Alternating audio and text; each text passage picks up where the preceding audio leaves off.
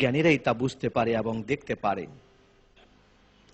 প্রিয় দর্শক, আপনাদেরকে ফিরিয়ে নিয়ে যাচ্ছি ঐতিহাসিক বদর প্রান্তর থেকে মদিনা মুনাওয়ারার দিকে।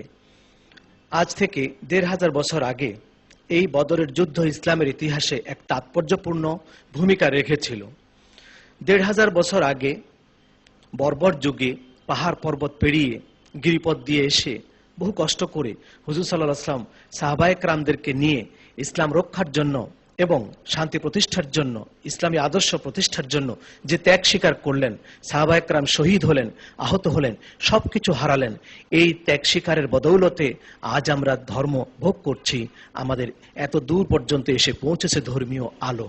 কিন্তু এতদিন পরে একবিংশ শতাব্দীতে সবচেয়ে বেশি আধুনিক সভ্যতার যুগে সব রকম সুবিধা পেয়ে, সুবিধার সর্বোচ্চ আসনে আমরা পৌঁছে ইসলামের জন্য আমরা কি করতে পেরেছি, ইসলামের সঠিক মর্যাদার আসনে আমরা কতটুকু ইসলামকে সমাসীন করতে পেরেছি, প্রশ্নটি সবার কাছে।